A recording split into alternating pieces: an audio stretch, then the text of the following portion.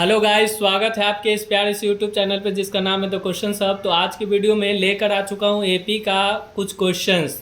जैसा कि आपने पिछले वीडियो में देखा है कि एपी का कुछ जनरल टर्म हम लोग पढ़े थे कि T N is equal to क्या होता है। T N is equal to A plus N minus one into D होता है। ठीक है, T N is equal to क्या होता है, A plus N minus one into D. A का वैल्यू होता है फर्स्ट टर्म, डी का वैल्यू होता है कॉमन डिफरेंस और एन कहलाता है नंबर ऑफ टर्म और टी एन रिप्रेजेंट होता है एन टर्म को रिप्रेजेंट किया जाता है। तो यहाँ पे सबसे पहला क्वेश्चन है कि right first four term of the AP. तो कोई एपी है जिसका फर्स्ट टर्म 4 दिया हुआ है, देख सकते हो फर्स्ट टर्म 4 दिया हुआ है और कॉमन डिफरेंस -3 दिया हुआ है। आपको इसका पहला 4 टर्म निकालना है एपी का। ठीक है, तो सबसे पहले इसके लिए हम क्या करेंगे, यहाँ पे देखो कि पहला टर्म के लिए n के जगह पर हम 1 रखेंगे और पहला टर्म a के बराबर होता है, दैट इज 4। ठीक है, 4 दिया हुआ है। सेकेंड टर्म t2 निकालेंगे, इसके लिए a प्लस डी करते हैं हम लोग। a प्लस डी का मतलब क्या हो गया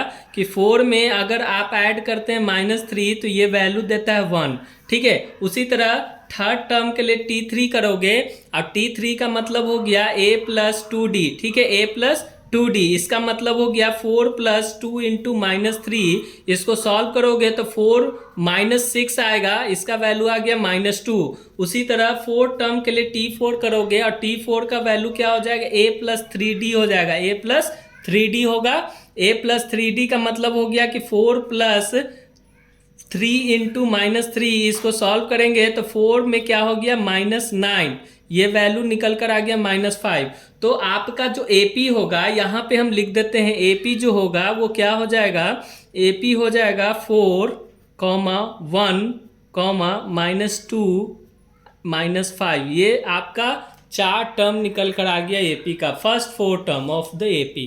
तो इस टाइप के क्वेश्चंस को आप इजीली डील कर सकते हैं। अगर क्वेश्चन समझ में नहीं आया होगा तो कमेंट में ज़रूर बताना मुझे कि सर ये क्वेश्चन हमको समझ में नहीं आया, तो फिर से समझाने का कोशिश करूँगा।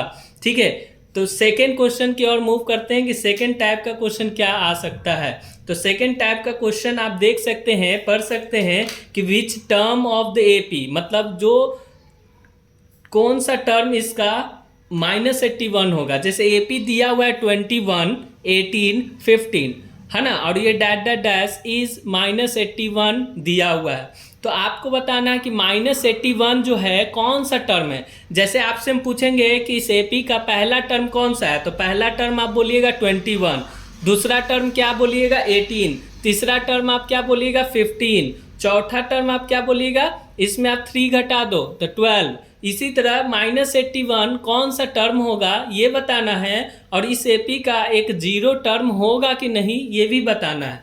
तो इसके लिए सबसे पहला काम हम लोग क्या करेंगे, एपी में सबसे पहला काम हम लोग करेंगे कि a का वैल्यू पता करेंगे। a का वैल्यू यहाँ पे 21 है और d का वैल्यू क्या है, 18 में से 21 को घटा दोगे तो ये हो जाएगा -3। तो ये डिक्रीजिंग एपी है, इसको कहते हैं डिक्रीजिंग एपी।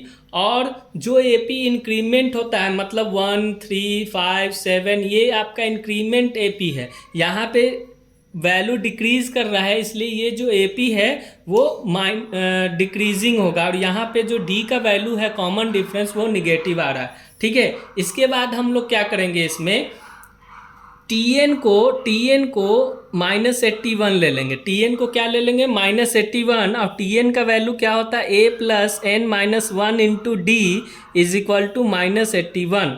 ठीक है, a का वैल्यू यहाँ पे 21 रख देंगे, n का वैल्यू हमको नहीं मालूम है और d का वैल्यू -3 है, इसको यहाँ पे रख देंगे, ये -81 के बराबर हो गया।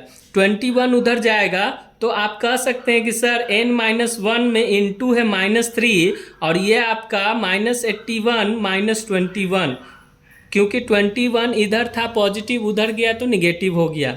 इसके बाद इसको फर्दर आप सॉल्व करोगे तो आप देखोगे कि आपका -102 आ गया। क्या आ गया, -102 आ गया।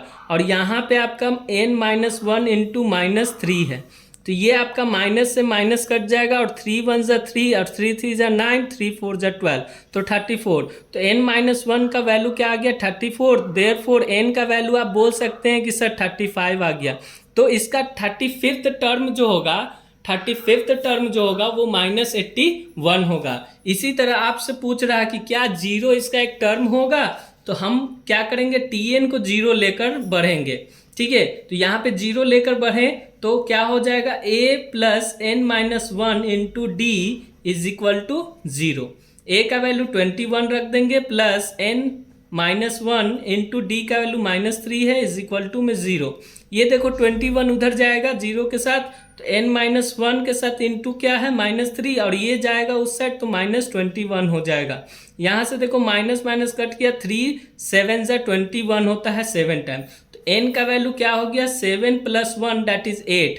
यहाँ पे n का वैल्यू 8 हो गया। मतलब 0 जो है इस टर्म का एक वैल्यू है, कितने नंबर पे आता है, 8th टर्म पे आता है, मतलब 8वां पोजीशन पे 0 होगा। ठीक है, तो इस तरह सेकेंड क्वेश्चन आप बना सकते हैं। ठीक है ना, इस टाइप के क्वेश्चंस को आप डील कर सकते हैं, इजिली ट्राई करना घर पर। ठीक है ना, क्वेश्चन नंबर 3 आप पढ़ सकते हैं, क्या लिखा गया है कि if the third and the 9th term of an AP, किसी भी एपी का 3rd टर्म और 9th टर्म दिया हुआ है 4 और -8 respectively, then which term of this AP is 0। तो कौन सा टर्म इस एपी का 0 होगा। फिर से समझना, 3rd टर्म दिया हुआ है, इस क्वेश्चन में 3rd टर्म का वैल्यू दिया हुआ है 4, तो यहाँ से आप लिख सकते हैं कि a प्लस 2d का वैल्यू क्या हो गया, 4 हो गया, और इसको इक्वेशन 1 बना लिए हम लोग। उसी तरह 9th टर्म का वैल्यू -8 दिया हुआ है, तो हम बोल सकते हैं कि a प्लस 8d का वैल्यू क्या हो गया, -8 हो गया। ये इक्वेशन 2 हो गया। आप इन दोनों को अगर ऐड करते हो, इन दोनों को ऐड करने से क्या हो जाएगा, ऐड करने से सॉल्यूशन नहीं होगा, तो हम लोग क्या करेंगे, इक्वेशन 1 में से 2 को सब्ट्रैक्ट कर देंगे। सब्ट्रैक्टिंग इक्वेशन 2 फ्रॉम इक्वेशन 1, तो आप देखिएगा कि इक्वेशन 1 आप ऊपर लिख दीजिएगा और इक्वेशन 2 को सब्ट्रैक्ट करना है, इसके नीचे लिख दिए। ठीक है, ये लिख दिए। इसके बाद साइन आप क्या करिएगा, चेंज कीजिएगा। ये प्लस में है तो माइनस हो गया, ये भी प्लस में है तो माइनस हो गया, और ये माइनस में है ना, तो ये आपका प्लस में हो गया। इसके बाद देखो ए कट जाएगा, यहाँ पे देखो 2d और -8d है, तो इसको लिखेंगे -6d, और यहाँ पे ये क्या हो गया, 8 और 4 12 हो गया, ऐड हो गया, तो d का वैल्यू यहाँ से आप बोल सकते हैं कि -2 आया। a का वैल्यू क्या हो जाएगा, a का वैल्यू हो जाएगा a plus 2 into -2 is equal to 4। तो a का वैल्यू आप बोल सकते हैं कि सर a का वैल्यू यहाँ से देखो, ये -4 उधर जाएगा, तो 4 प्लस 4 क्या हो जाएगा, 8 हो जाएगा। मतलब a का वैल्यू 8 आया और d का वैल्यू कितना आया, -2।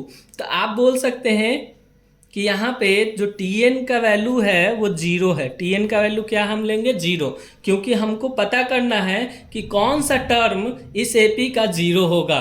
तो इसलिए हम लोग क्या किए, लास्ट टर्म को 0 ले लिए। यहाँ पे फॉर्मूला लगा लेंगे a plus n minus 1 into D वाला, that is equal to 0। a का वैल्यू आप पता कर चुके हैं 8 है, plus n minus 1 into D का वैल्यू आप पता कर चुके हैं -2 है, इज इक्वल टू 0। तो 8 को उस साइड भेजोगे तो आप कह सकते हो कि n minus 1 into -2 is equal to -8।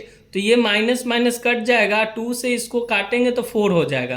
तो n माइनस 1 का वैल्यू क्या आ गया, 4, तो n का वैल्यू क्या हो गया, 5। तो कहने का मतलब इसका, इस एपी का 5th टर्म 0 होगा। इस एपी का 5th टर्म क्या निकल कर आ जाएगा, 0। तो वीडियो कैसा लगा कमेंट में ज़रूर बताना। अगर वीडियो पसंद आया तो लाइक कर देना, और चैनल पे नए हैं तो चैनल को सब्सक्राइब करना ना भूलना। Thank you.